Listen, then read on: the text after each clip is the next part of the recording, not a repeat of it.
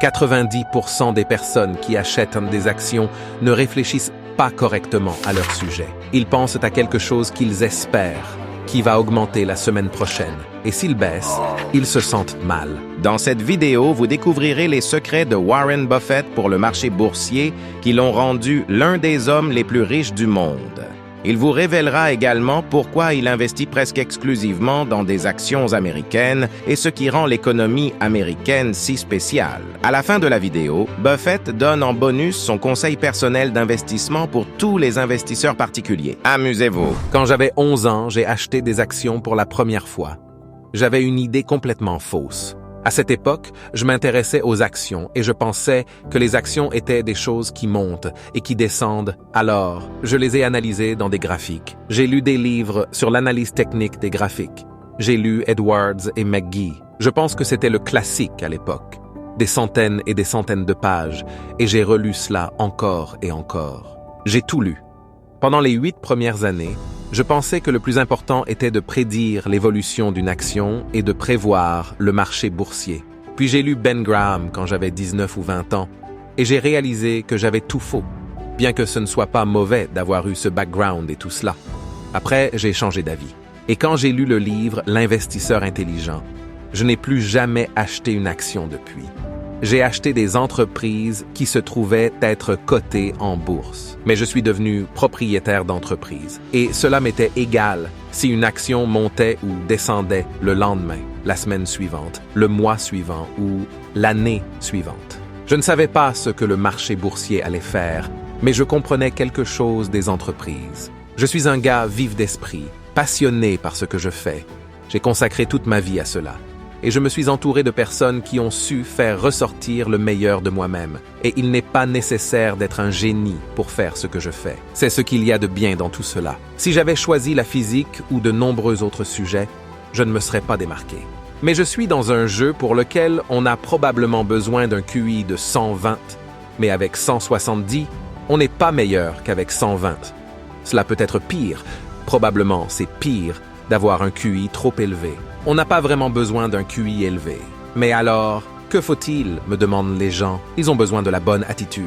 90% des gens, je fais une estimation de ce nombre, mais 90% des gens qui achètent des actions ne réfléchissent pas correctement à leur sujet. Ils pensent à quelque chose qu'ils espèrent, qui va augmenter la semaine prochaine, et ils voient même le marché comme quelque chose qu'ils espèrent qui va monter. Et s'il baisse, ils se sentent pire. Moi, en revanche, je me sens mieux. Et je pense à ce que l'entreprise vaudra dans 10 ou 20 ans. Et j'espère que sa valeur baissera quand je l'achète, car alors j'achèterai plus de parts. Je suis par nature un compétiteur et j'essaie donc de jouer seulement au jeu que je peux gagner. Si je veux faire quelque chose, je veux toujours réaliser quelque chose de grand. À l'âge de 11 ans, j'ai investi toute ma fortune nette dans l'action City Service, qui était de 114,75 $. Depuis ce jour, le 11 mars 1942, jamais moins de 80% de mon argent n'ont été investis dans des entreprises américaines. On peut les appeler actions ou parts, mais je les considère comme des entreprises américaines. J'ai toujours possédé au moins 80% d'une entreprise américaine. Je ne veux rien posséder d'autre. Je veux posséder une maison et des choses dont ma famille a besoin et ainsi de suite. Posséder 5 maisons ne signifie rien pour moi, car je serais heureux dans une seule maison, et il y a toujours un certain nombre de choses qui peuvent mal tourner. Si j'ai 2 maisons, je sais que j'aurai plus de problèmes, et que je ne serai pas plus heureux. Qu'est-ce qui vous rend heureux, Monsieur Buffett? Ce qui me rend le plus heureux, c'est ce que je fais. Oui, ce que je fais. J'apprécie 2 choses à ce sujet. Premièrement, je sais que je gagnerai avec le temps. Cela ne signifie pas que je vais battre tout le monde ou quelque chose comme ça. Mais je joue à un jeu qui est très simple si l'on a les bonnes connaissances sur ce qu'on achète. Je n'achète pas d'actions.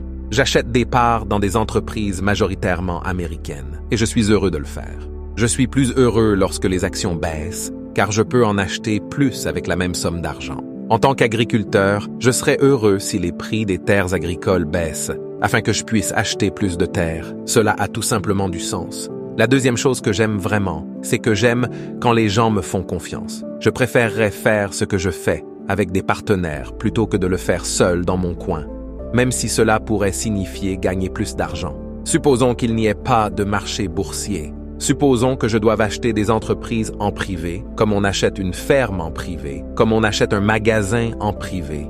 Ce sont des investissements. On se demande donc, que puis-je faire avec l'argent que j'ai économisé pour le multiplier judicieusement? Et cela de manière à avoir une bonne sensation de récupérer mon argent plus tard, dans toutes les circonstances, mais pas nécessairement à un moment précis. Si j'ai une ferme, cela prendra un certain temps. Je veux dire, les gens se porteraient tellement mieux s'ils n'avaient pas de marché boursier, mais achetaient simplement des entreprises de cette manière. L'économie des États-Unis. Et il est très facile de regarder les statistiques à ce sujet. Un grand pourcentage de la population américaine est désormais aisée ou a plus de revenus que jamais auparavant.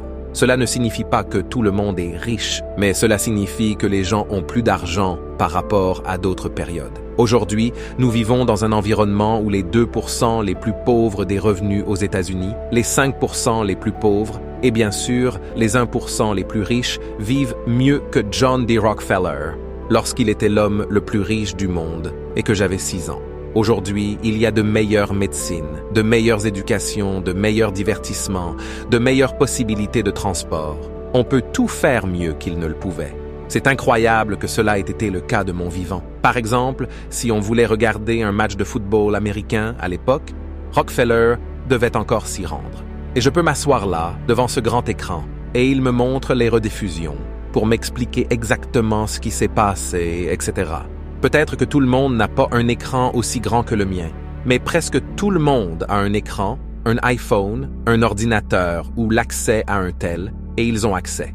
Quand je suis né, les dentistes n'utilisaient pas d'anesthésique moderne. Si vous revenez 3 fois ma vie entière en arrière, alors nous étions aux États-Unis à moins de 1% de la population mondiale. C'était plus proche de 0,5% qui était dans ce pays. Et ils ne travaillaient pas plus dur que les gens dans le reste du monde. Je veux dire en termes d'heures de travail acharnées. À cette époque, presque tout le monde travaillait dur. Et les gens ne sont pas arrivés aux États-Unis chargés d'or. 0,5% de la population mondiale étaient des Américains. Ils avaient les mêmes QI. Ils étaient peut-être un peu plus égoïstes en ce qui concerne l'esprit d'entreprise et la traversée des océans. Et quelques générations plus tard, ils détenaient plus de 20% de toutes les richesses mondiales. Je veux dire, c'est quelque chose qui a fonctionné comme rien d'autre. Imaginez que vous soyez allé au Congrès constitutionnel de 1789 et que vous ayez dit à un des délégués « Je veux vous dire à quoi ressemblera cet endroit dans 200 ans. Vos arrière-petits-enfants voleront dans les airs. Ils pourront regarder du sport partout sur la planète. Ils s'amuseront. Ils seront bien soignés médicalement. » À l'époque, on vous aurait enfermé pour de telles déclarations. Imaginez, lorsque Thomas Edison a fait toutes ses inventions, il a gagné un peu d'argent, mais nous les utilisons encore aujourd'hui. Quand on pense à ce qu'une heure de travail apportait il y a 100 ans et à ce qu'une heure de travail apporte aujourd'hui pour vous et votre famille, c'est tout simplement incroyable. Quand les partisans du capitalisme disent « débarrassez-vous de l'État et du gouvernement », je dis « nous avons un gouvernement qui peut dire au capitalisme ce qu'il doit faire ». Et ils le font. Et c'est exactement ce qu'ils devraient faire. Et ils le font de différentes manières, à différents moments. Ce n'est pas mal. À la fin, l'État est le patron. Et il ne devrait pas détruire le capitalisme. Et le capitalisme ne devrait pas détruire l'État. C'est très simple. Cela évolue constamment. Nous avons commencé en 1789. Nous avions l'économie et elle est devenue très beaucoup plus productive pour les gens. Et la seule chose que l'économie peut faire avec ce qu'elle produit, c'est de le donner à d'autres personnes. Ce n'est pas comme si les 50 personnes les plus riches du pays pouvaient dire « nous allons tout simplement tout manger ». Des produits sont fabriqués, comme par exemple l'iPhone que j'ai. Et je suis probablement la personne la moins capable au monde de l'utiliser. Mais cela rend la vie plus agréable. Mais cette économie implique bien sûr aussi un gouvernement et un État. Jusqu'à présent, nous avons le meilleur système. Nous avons un meilleur système qu'avant, et nous aurons dans 50 ans un meilleur système qu'aujourd'hui. Pourquoi êtes-vous si sûr? Eh bien, j'ai vécu 91 ans. Je n'ai jamais connu une période où je n'y ai pas cru. Pas chaque aspect. Parfois, nous régressons aussi. Mais c'est incroyable ce qui s'est passé. Pensez juste que nous avons eu une guerre civile, nous avons eu une grande dépression, nous avons eu toutes ces choses. Des pandémies. Oui, je vous le garantis. Et malgré ces événements dramatiques, l'économie avance, le gouvernement avance, et plus important encore, les gens avancent. Je veux dire, j'aime le dire aux gens, c'est la même chose que je leur ai déjà souvent dit. La plupart ne veulent pas comprendre le message, la plupart non, mais quelques-uns oui. La meilleure chose à faire si vous voulez investir à long terme est un indice. Et c'est l'indice S&P 500. Et ce qui se passe naturellement, c'est que les entreprises veulent croître, y compris celles qui émettent des ETF et des indices. Donc, il y a des indices pour différents secteurs et différents pays. Et dès que vous essayez de choisir les bons, vous violez essentiellement ce que Jack Bogle a dit. Il dit que vous ne savez pas assez pour choisir les bonnes entreprises, ce qui signifie que vous ne savez pas non plus assez pour choisir les bons indices. Alors, vous devriez acheter tout le marché boursier. Je dis, tu en sais assez. Mais il manque encore quelque chose, n'est-ce pas? Pour commencer à investir dans des actions, tu as besoin d'un compte titre. Dans la description de la vidéo ci-dessous, tu trouveras ma recommandation pour les débutants en actions, Trade Republic. J'utilise ce compte titre pour des investissements à long terme dans les actions depuis presque 4 ans.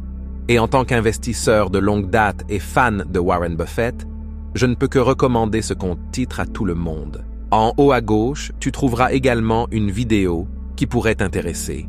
Merci beaucoup d'avoir regardé. À la prochaine vidéo. Au revoir.